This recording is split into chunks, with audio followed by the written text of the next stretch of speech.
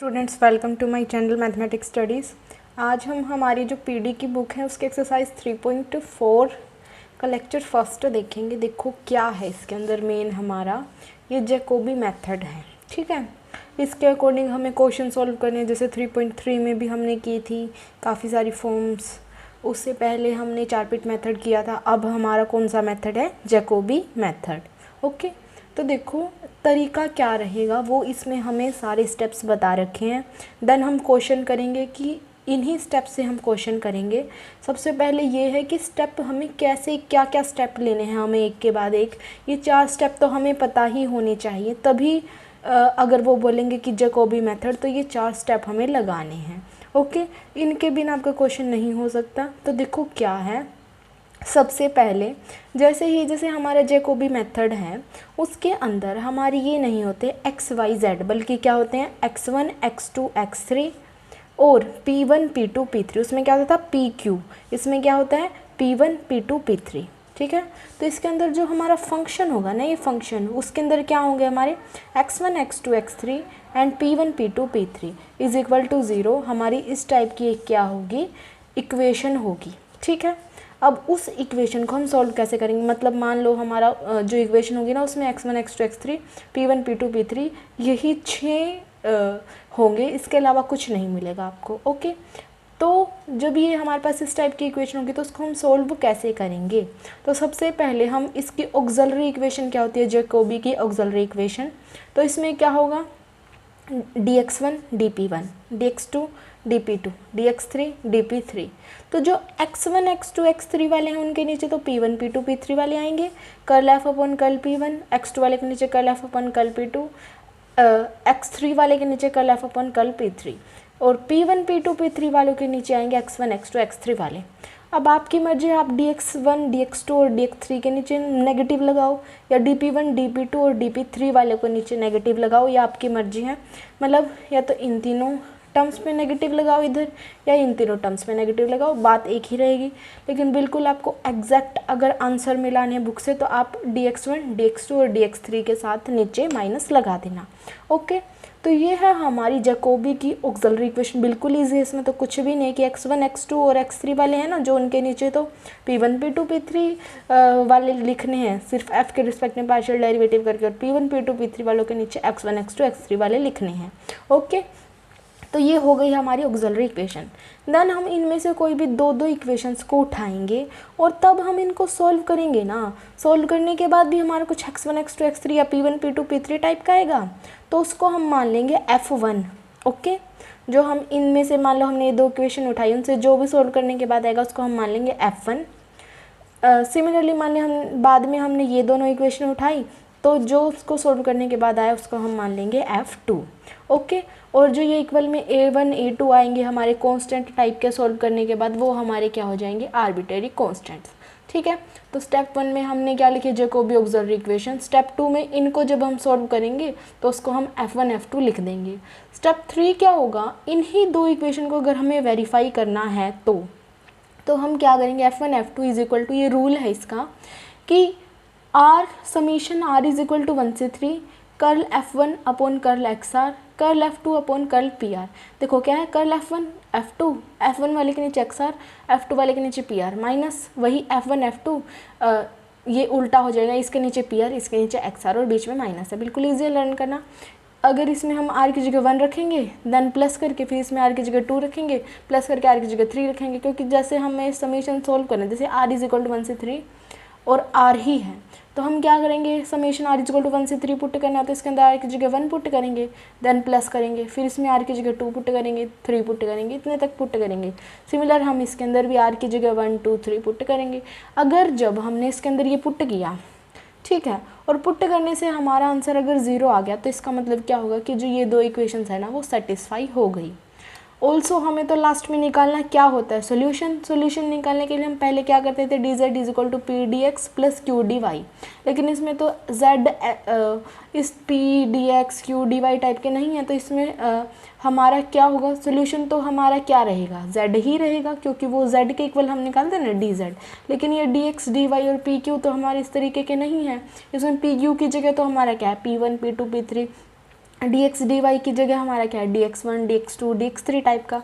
तो D Z is equal to क्या हो जाएगा, P one D X one plus P two D X two plus P three D X three. तो ये हमारा क्या हो जाएगा, इसका कंप्लीट इंटीग्रल मतलब सोल्यूशन। ठीक है, तो ये जब भी हमें जैकोबी मेथड से कोई भी क्वेश्चन सोल्व करना है तो हमें ये 4 मेथड स्टेप्स लगाने हैं। देखो क्या कि फंक्शन हमें अगर हमें x1 x2 x3 p1 p2 p3 type का गिवन है तो dx dx2 dx3 के नीचे p1 p2 p3 वाले विद माइनस लगाने और p1 p2 p3 वालों के नीचे x1 x2 x3 लिखने हैं। देन अगर हम इनमें से कोई भी दो इक्वेशन को सॉल्व करेंगे तो उसको f1 f2 लिख देंगे। उसके बाद हमें इन 2 इक्वेशन को सेटिस्फाई करवाना होता है इसके अकॉर्डिंग r1 से r3 तक समीशन और ये रूल। देन अगर ये 0 के इक्वल आ गया तो मतलब ये जो इक्वेशन है सेटिस्फाई हो गई, लेकिन हमें तो क्या निकालना है, सोल्यूशन कंप्लीट इंटीग्रल। तो D Z is equal to हमारा किसके इक्वल होगा, p1 dx1 plus p2 dx2 plus p3 dx3।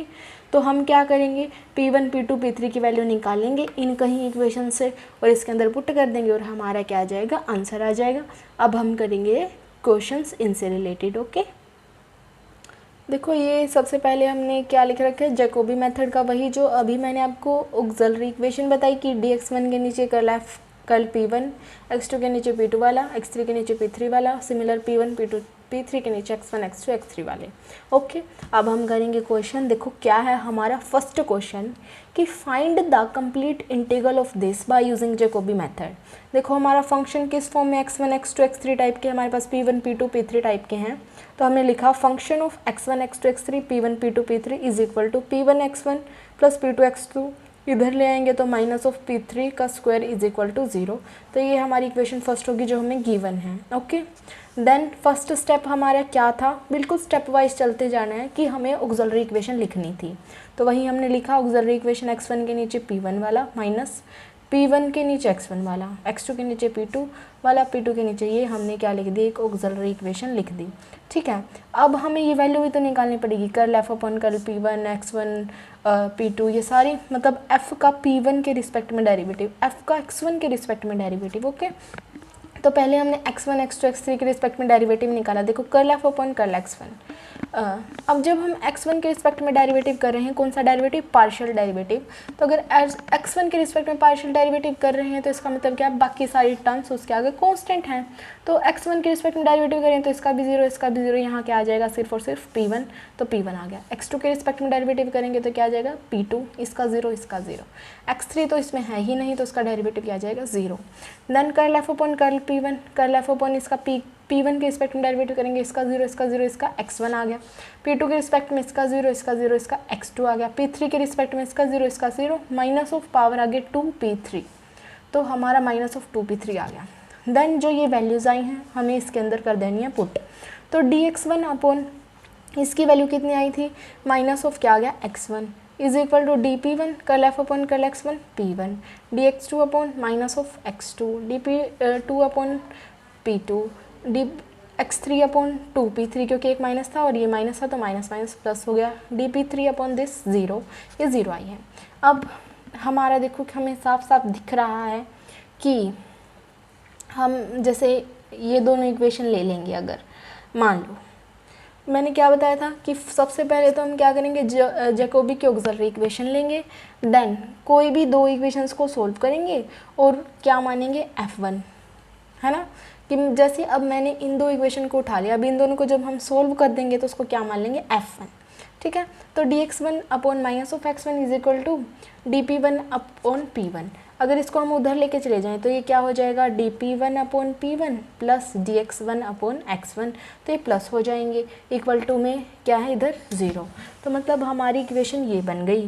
Then हमें क्या करना है, अब दोनों साइड इंटीग्रेशन कर देना है।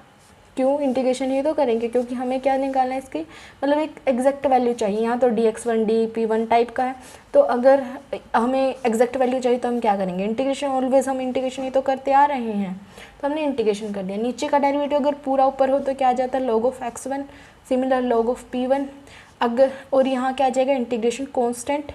और अगर दोनों का ही यहाँ पे log की टर्म में आया है तो जो इंटीग्रेशन कांस्टेंट है वो भी log की टर्म में आएगा, तो log ऑफ a1 हम ले दिया। फिर हमारी log की प्रॉपर्टी होती है कि log m plus log n किसके इक्वल होता है, log ऑफ mn।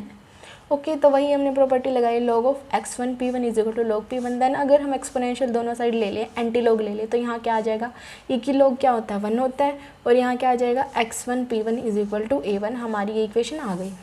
फिर मैंने आपको क्या बताया था कि जो भी सॉल्व करने से आता है उसको हम क्या मान लेते हैं f1। तो हमने लिख दिया f1 जो कि किस चीज़ का फंक्शन हो सकता है, x1 x2 x3 p1 p2 p3, वो किसके इक्वल है x1 p1 is equal to a1। तो हमने इस इक्वेशन को क्या मान लिया, f1 मान लिया।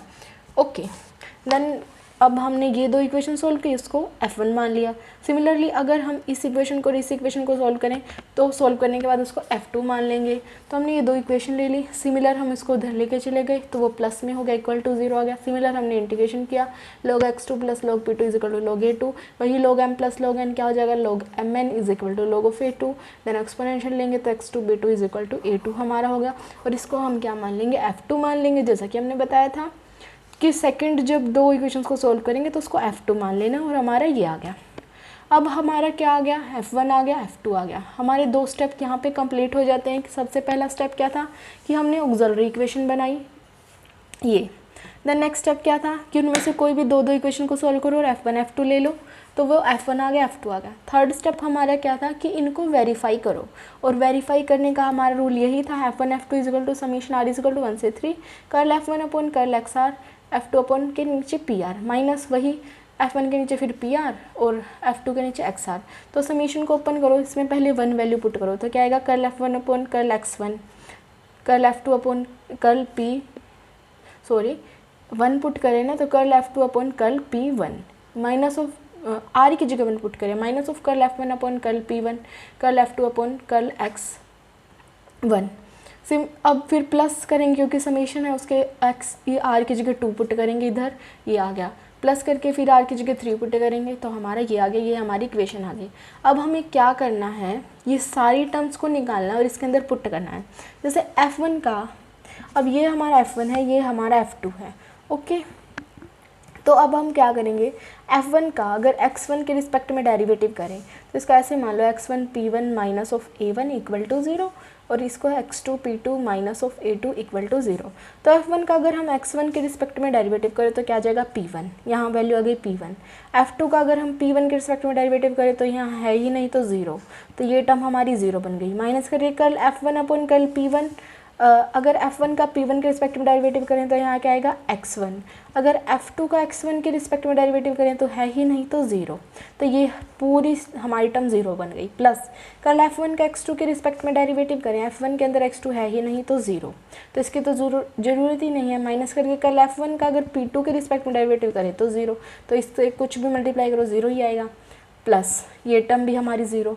f1 का अगर x3 के रिस्पेक्ट में डेरिवेटिव करो, उसमें है ही नहीं x3 तो 0, तो इस टर्म का कुछ भी हो 0 ही बन गया। कर्ल f1 का अगर p3 के रिस्पेक्ट में डेरिवेट करें तो 0, मतलब इसका पूरा जब हम सॉल्व करेंगे तो उसका आंसर क्या आएगा, 0 आएगा। हमने ये सारी वैल्यू कैसे निकालनी है कि देखो f1 अपॉन x1 करो, f1 का x1 के रिस्पेक्ट में डेरिवेटिव करो, कर्ल f2 अपॉन p1 मतलब f2 का p1 के रिस्पेक्ट में डेरिवेटिव करो, कर्ल f1 अपॉन p1 का मतलब है कि f1 वाले का p1 के रिस्पेक्ट में डेरिवेटिव करो। तो ऐसे डेरिवेटिव करनी है और यहाँ पे वैल्यू सारी पुट कर देनी है। पुट करने से हमने देखा कि यहाँ सारी जगह 0 बन गया जब इन दो की प्रोडक्ट की, और 0 बन गया तो इक्वल टू में हमारा क्या गया 0। और मैंने बताया था आपको थर्ड स्टेप के अंदर कि अगर इसका आंसर 0 आ गया ना तो इसका मतलब क्या हो जाता है कि जो हमारी ये टर्म है ना, इक्वेशंस है ना f1 f2 वाली, वो क्या हो जाती हैं, वेरीफाई। तो हमारी ये क्या हो गई, वेरीफाई हो गई।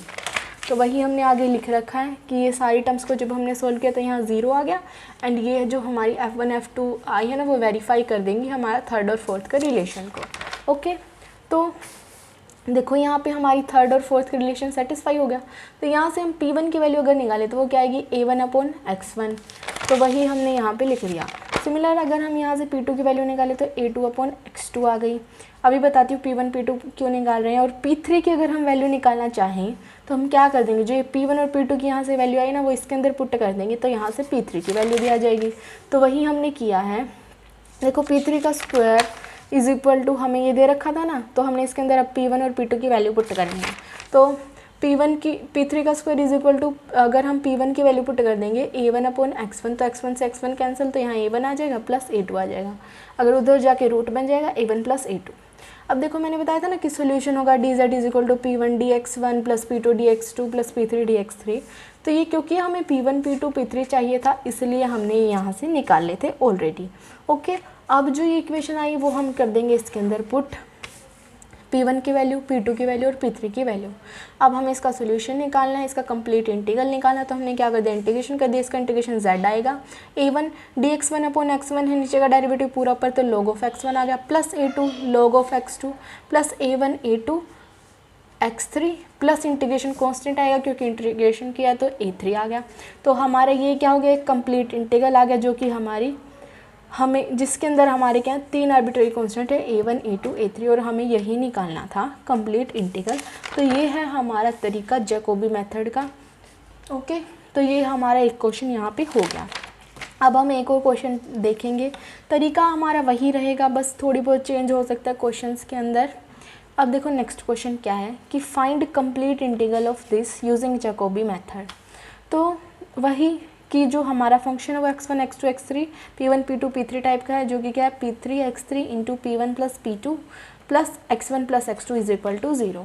तो फर्स्ट स्टेप हमारा क्या होता है कि हमें जैकोबी की ऑक्सिलरी इक्वेशन लिखनी है, जो कि क्या होती है x1 का P1 के रिस्पेक्ट में, x1 के नीचे P1 वाला, x2 के नीचे P2 वाला, x3 के नीचे P3 वाला, सिमिलर ये हमारी इक्वेशन थी। देन हम क्या निकालेंगे, इनका डेरिवेटिव निकालेंगे। तो curl f upon curl x1 करें अगर हम, देखो अगर हम जैसे curl F upon curl x1 निकाल रहे हैं यहाँ से, तो x1 के रिस्पेक्ट में डेरिवेटिव करेंगे तो यहाँ क्या आ जाएगा 1, x2 के रिस्पेक्ट में डेरिवेटिव करेंगे तो भी 1 क्योंकि बाकी तो x2 है ही नहीं। अगर x3 के रिस्पेक्ट में करेंगे तो क्या आ जाएगा P3 into P1 plus P2, ये आ गया हमारा। देन अगर हम P1 के रिस्पेक्ट में डेरिवेटिव करेंगे तो यहाँ तो 0 बन रहा है, तो यहाँ P1 है तो क्या आएगा P3 x3। अगर P2 के रिस्पेक्ट में डेरिवेटिव करेंगे तो भी P3 x3 आएगा क्योंकि मल्टीप्लाई में है इसके साथ। अगर P3 के रिस्पेक्ट में डेरिवेटिव करेंगे तो क्या आएगा x3 into P1 plus P2। तो हमारी ये टर्म्स आ गई, सिंपल डेरिवेटिव किया है। ओके, देन ये टर्म्स आ गई तो हम इसके अंदर पुट कर देंगे और पुट करने के बाद हमारी ये इक्वेशन बन गई। देन हमारा नेक्स्ट स्टेप क्या होता है कि हम किन्हीं भी दो इक्वेशन को सॉल्व करें और सॉल्व करने के बाद जो हमारा है उसको f1 f2 लिख दें। अब सबसे सिंपल तो हमें यही दो इक्वेशन दिख रही हैं, तो हमने ये दो इक्वेशन को उठा लिया कि dp1 के बाय में 1 और dp2 के बाय में भी 1। तो इसको अगर हम इधर इस वाले को इधर ले आए तो ये पॉजिटिव में इधर आके माइनस हो जाएगा, तो dp1 minus of dp2 equal to 0। Integration करेंगे तो यहाँ p1 minus of p2 integration constant a1, और ये हमें इक्वेशन को क्या माना है f1, तो f1 मान लिया हमने p1 minus p2 is equal to a1। अब हमने क्या किया, देखो इसमें दिख रहा है P1 प्लस P2 ये कैंसिल हो जाएंगे, तो हमने ये दो इक्वेशन उठा ली, फिफ्थ और सिक्स्थ फ्रैक्शन उठा ली। तो dx3 upon minus of x3 आ जाएगा और dp3 अपॉन p3 आ जाएगा क्योंकि इससे ये तो कैंसिल हो ही जाएगा। देन हमारा क्या रहेगा, देखो यहाँ पे आ गया minus of dx3 upon x3 is equal to dp3 upon p3। फिर हम क्या करेंगे, इसको उधर लेके चले जाएंगे तो ये पॉजिटिव हो जाएगा और इक्वल टू में क्या हो जाएगा 0, मतलब dp3 upon p3 plus dx3 upon x3 is equal to क्या हो जाएगा 0। मतलब हमारी इक्वेशन कुछ इस टाइप से बन जाएगी। देन वही हम इंटीग्रेशन करेंगे तो नीचे का डेरिवेटिव अगर पूरा हो तो log के टर्म में आ जाता है, log of x3 plus log of p3 is equal to, अगर दोनों log में है तो इंटीग्रेशन कॉन्स्टेंट भी log के टर्म में आता है, log ऑफ a2 हो गया। Then log m plus log n की प्रॉपर्टी के अकॉर्डिंग log mn हो गया, log x3 p3 is equal to log a2। Then x3 p3 is equal to a2 आ गया। अब ये इक्वेशन अगर हमारी आ गई तो इसे हमें क्या मानना है, f2 मानना है। तो f2 x1 x2 x3 p1 p2 p3 किसके इक्वल आ गई, ये इक्वेशन आ गई हमारी f2। उसके बाद हमें क्या करना था, वेरीफाई करना है। स्टेप थर्ड के अंदर वेरीफाई करना है तो क्या हो गया, f1 f2 is equal to summation r1 is equal to 1 से 3। ये हमारा क्या था, रूल था। देन इसकी जगह अगर हमारी जगह 1 रखेंगे तो ये टर्म आ जाएगी, प्लस करके r की जगह 2 रखेंगे तो ये टर्म आ जाएगी, प्लस करके r की जगह 3 रखेंगे तो ये टर्म आ जाएगी। देन हम f1 का x1 के रिस्पेक्ट में डेरिवेटिव करेंगे। हम लिख लेते हैं यहाँ पे कि हमारी f1 की टर्म क्या है, f2 क्या है। ये f1 के साइड में आप x1 x2 x3 इस तरीके से लिख लेना। अभी मैं नॉर्मल लिख रही हूँ कि f1 हमारा क्या आया था, p1 minus p2 is equal to a1, p1 minus p2, तो इसको भी a1 को भी इधर ले आते हैं माइनस करके, इक्वल टू 0 बन गया हमारा। Similar x3 p3 minus of a2 equal to 0 हमारा ये बन गया। अब हमें क्या करना है, f1 का x1 के रिस्पेक्ट में डेरिवेटिव करना है। x1 तो इसमें है ही नहीं तो 0। F2 का P1 के रिस्पेक्ट में P1 इसमें है ही नहीं 0, F1 का P1 के रिस्पेक्ट में 1, F2 का X1 के रिस्पेक्ट में है ही नहीं तो 0, प्लस F1 का X2 के रिस्पेक्ट में डेरिवेटिव है ही नहीं तो 0, F2 का P2 के रिस्पेक्ट में डेरिवेटिव है नहीं तो 0, F1 का P2 के रिस्पेक्ट में -1, F2 का X2 के रिस्पेक्ट में है नहीं तो 0, प्लस F1 का X3 के रिस्पेक्ट में डेरिवेटिव X3 इसमें है नहीं तो 0, F2 का P3 के रिस्पेक्ट में डेरिवेटिव क्या आ जाएगा X3, F1 का P3 के रिस्पेक्ट में डेरिवेटिव F1 का P3 के रिस्पेक्ट में P3 इसमें है ही नहीं तो 0, F2 का X3 के रिस्पेक्ट में डेरिवेटिव आ गया P3, तो 0 × 0 0, यहाँ भी 0 0 0 0 एंड 0, तो इक्वल टू में 0 आ गया। और अगर ये सोल्व करने के बाद 0 बन जाता है तो इसका मतलब क्या है कि जो हमारी F1 और F2 वाली इक्वेशन है ना वो क्या हो जाती हैं, वेरीफाई हो जाती हैं। वेरीफाई हो जाती हैं तो हमें क्या करना होता है, ये सोल्यूशन निकालना होता है dz = P1 dx1 + P2 dx2 + P3 dx3। और अगर हमें सोल्यूशन निकालना है तो इसके लिए हमें किसकी वैल्यू चाहिएगी, P1 P2 और P3 की वैल्यू चाहिएगी। अब हम क्या करेंगे, P1 P2 P3 की वैल्यू निकाल देंगे और इसके अंदर कर देंगे पुट। तो देखो फ्रॉम फर्स्ट, जो हमें फर्स्ट इक्वेशन दे रखी है ना सबसे पहले वाली, ये वाली इक्वेशन वो हमने लिख ली यहाँ पे, P3x3 P1 + P2 + X1 + X2 = 0। अब क्या है कि जो हमारा P3x3 है ना वो किसके इक्वल आया हुआ है इस इक्वेशन में, A2 के इक्वल आया हुआ है, तो हमने उसकी वैल्यू A2 रख दी। P1 + P2 = ये उधर चला जाएगा तो -X1 + X2 हो जाएगा, P1 + P2 है। ओके तो ये अगर मल्टीप्लाई में तो इधर आके बाई में भी हो जाएगा, तो क्या हो जाएगा A2 P1 + P2 = में -X1 सॉरी P1 + P2 = में -X1 + X2 A2। तो हमारी ये वाली टर्म बन जाएगी। ओके उसके बाद एक टर्म हमारी फिफ्थ भी है, ये थर्ड है सॉरी। देखो क्या किया हमने, सबसे पहले फर्स्ट इक्वेशन उठाई, उसका इसके अंदर यूज़ किया कि मतलब P3x3 हमारा A2 है तो हमने ये लिया, P1 + P2 की वैल्यू आ गई, ये इसके बाय में चला गया। देन हमारे पास एक थर्ड इक्वेशन भी है जो कि क्या कहती है कि P1 - P2 = A1 है, तो वो हमने ले ली।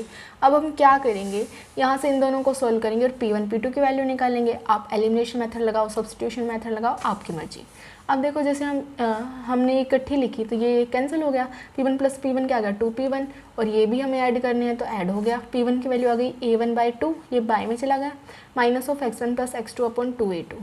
ओके अब जो ये इक्वेशन आई ना, P1 की वैल्यू हमें 7th के अंदर पुट कर देनी, P2 की वैल्यू निकाल लेंगे यहाँ से। तो P1 की वैल्यू हमने इसके अंदर पुट करी तो क्या आ गई A1/2 -X1 + X2 2A2 -P2 = A1। Okay P2 उधर चला गया, A1 इधर आ गया। A1 अगर हम 1 मतलब मान लो हाफ में से 1 को सब्ट्रैक्ट करेंगे तो -½ हो जाएगा, तो -A1/2 -X1 + X2 2A2 = P2 आ गया। ओके तो यहाँ से हमारे पास किसकी वैल्यू भी आ गई, P2 की आ गई, P1 की हमारे पास आ गई थी, P2 की भी आ गई। ऑल्सो हमारे पास फोर्थ से यहाँ से हम P3 की निकाल सकते हैं, A2/X3, तो P3 की वैल्यू भी आ गई। हमें तो यही वैल्यू चाहिए थी P1 P2 और P3 ताकि हम इसके अंदर सब्स्टिट्यूट कर सकें। तो dz = P1 की वैल्यू आ गई, P2 की वैल्यू आ गई, P3 की वैल्यू आ गई। अब हम इसके अंदर कर देंगे पुट, ये सारी P1 की वैल्यू हमने पुट कर दी, ये वाली dx1 प्लस P2 की वैल्यू हमने पुट कर दी, ये वाली, प्लस P3 की वैल्यू पुट कर दी dx3, और देन dx3 हमने लिख दिया। देखो पुट करके हमारी इक्वेशन आ गई थी। उसके बाद हमें क्या किया, dz = A1/2। देखो क्या किया, A1/2 इसमें भी है और इसमें भी है, तो हमने कॉमन ले लिया, dx1 - dx2 हो गया। ओके इसके अंदर भी हमारा X1 + X2 2A2 है, इसके अंदर भी तो हमने कॉमन ले लिया, तो क्या हो गया dx1 + dx2 और माइनस भी कॉमन ले लिया साथ में, प्लस A2x3 dx3। अब हमें क्या करना है, इसका इंटीग्रेशन करना है। इंटीग्रेशन करेंगे तो dz का z = A1/2, dx1 का x1, dx2 का x2। अब देखो जैसे ये क्या है x1 + x2 और साथ में क्या है dx1 + dx2। अगर हमारा ऐसे होता है कि x dx और उसका हम इंटीग्रेशन करते हैं तो वो क्या हो जाता है x²/2। सिमिलर मतलब अगर यहाँ पे x है तो डेरिवेटिव ऑफ साथ में अगर x हो तो ये होता है। अगर हमारे ये होता है x1 + x2 और साथ में ये होता है dx1 + dx2 और इंटीग्रेशन है, तो इसका भी क्या हो जाएगा x1 + x2 का स्क्वायर/2, क्योंकि अगर यहाँ पे x है तो यहाँ भी x है, यहाँ x1 + x2 है तो यहाँ भी x1 + x2 है। ओके तो अगर ऐसा हो तो हम इसका जो इंटीग्रेशन करेंगे तो क्या आ जाएगा, x1 अपॉन x2 अपॉन 2, मतलब x1 प्लस x2 का स्क्वायर अपॉन 2, और ये 1/2 a2 कॉन्स्टेंट था वो हमने एज इट इज़ लिख दिया, plus a2 dx3 upon x3, नीचे का डेरिवेटिव अगर ऊपर होगा तो क्या आएगा, इंटीग्रेशन करके log of x3 plus integration constant a3, z is equal to a1 upon 2 x1 minus x2 minus of x1 plus x2 का square 2 2 4 a2 plus a2 log of x3 plus a3 and which is our required complete integral. और ये थे आपके 2 questions. इससे related जो बचे हुए question है वो हम करेंगे नेक्स्ट लेक्चर के अंदर। अगर कोई डाउट्स हो तो कमेंट्स में बता देना। Thank you guys for watching my video. Please do like share and subscribe to my channel. Thank you so much.